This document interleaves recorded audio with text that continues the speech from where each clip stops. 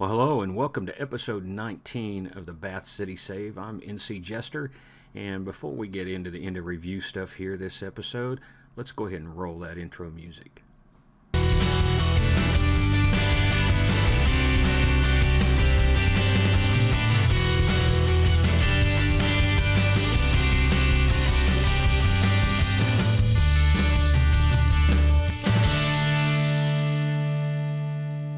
Well, here we are at the end of the season, and what a season it's been for us. My first season here at Bath City. We win the Vanarama National League South, and we get promoted. The board is real pleased with how we're doing with things. Before we get into everything going on with the team and the end-of-year stuff, I want to real quickly just show you we've got a bunch of guys that signed some new contracts. Our physio signed a new contract to stay at 170 pounds a week. Stuart Fleetwood, my hot striker, even though he's getting a little up in age, we kept him around. He's 31 years old. We got him on a new contract, 425 pounds a week, with a loyalty bonus of 575. If he wins the top goal scorer, he gets £1,500, and team of the year he gets 1,000. Frankie Artis, our 28-year-old midfielder, also signed a new contract, 400 pounds a week. Manny Month, our 22-year-old fullback, at 325 a week. We got Thomas Shepard, the young striker that I picked up, at 210 pounds a week. And we also got Jack Batten, our 21-year-old defensive back. Shaquille Hunter, who just had a phenomenal season for us at 350 pounds a week. He's coming back. Rory Campbell, our chief scout, he came back for 170 pounds a week. And Richard Bryan is one of our fullbacks. He's a young guy that played mostly on the under-23s, but it looks like I'm going to be bringing him up because he's got a lot of potential. He's re-signed at 130 pounds a week. And Corey Harvey, my young goalkeeper, I got him to stick around at 140 pounds a week. He was getting a lot of interest from around the league, but we got him to stay around. Lee Marshall, 20-year-old midfielder, at 375 pounds a week. John Gray, my assistant coach, he stayed at 200 pounds a week. One of my scouts, Ben Rose, at 170 pounds a week. Brian Grigg, one of my coaches, Grigg's at 210 pounds a week. And Taylor Sutton, my other goalkeeper, or other scout, decided to stay at 170 pounds a week. One big change we did make on the staff, and I'm going to show you this real fast here, is my head of youth development. The guy I had got hired away. He was making 1,400 pounds a month, 375 pounds a week, and he got hired away. And I wasn't going to fight to keep him around. He wasn't that great, but this is the guy that I got hired in, Ross Parameter.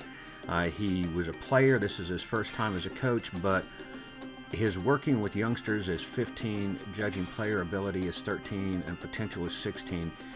To me, that's huge. That's a huge upgrade for us, so I'm real pleased to get him in. And that's kind of where we ended up with the team. Some of the other guys I'm going to let go at the end of the season. I just was not that thrilled with them. So go ahead and look at the end of season awards here. The fan player of the season is Fleetwood, and I can't argue with that. I mean, he had just a phenomenal season. The goal of the season was Shaquille Hunter versus Maidenhead back in November. And we'll go ahead and take a look at that. This was one of the times I was playing that 4-2-3-1, which we seemed to do so well in. I think this comes off of a free kick, if I remember correctly. And I'm pleased with the way that the side went and everything played out. And I realized looking at the camera that the lighting is way up, but that's okay because I've been not feeling too great the last couple of days, so you guys don't want to see me anyway. This is more about seeing the football. Why is it when you, okay, here we go. Yeah, this comes off of that free kick, and it's just a beautiful strike right over the wall. It's funny, I was watching some matches yesterday, and I saw a similar type goal scored in that thing. So it was interesting to see that. Sprat, and I got to come up with a name for this guy. I don't know how to say his name, but right now we'll just go with Spat.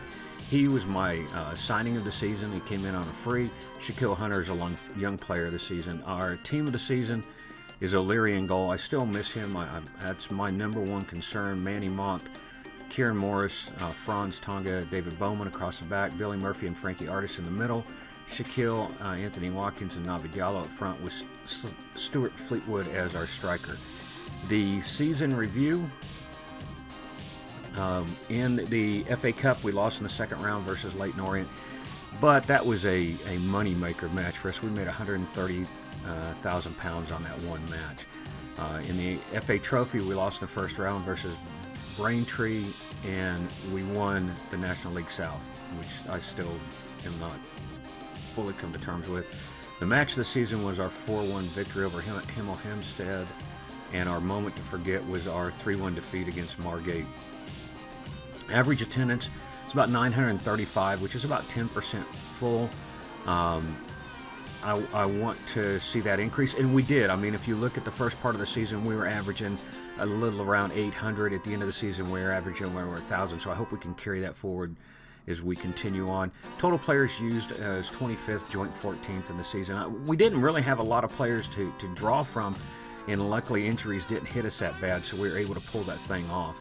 If we look at the confidence review, they're happy. The fantastic overall performance in the league. They're happy. Matches, transfers, club philosophies. We don't have any, so that I'm being judged on. So that's why that doesn't look anything. The season injury report, and as you can see, it was not that bad. When I look at some of the other saves that people are doing, I came off pretty good. Corey Harvey was out the longest for 4 months. Now, I did have a couple other injuries that don't show up on here, I don't think. Yeah, because the guy I had is a striker in on a loan that got hurt and was out for 7 months. I just sent him back. So that one's not going to show up there. Won't look at the training summary. The finances. Real quickly, look at those. We are setting here, my payroll budget for next season is set at £7,500.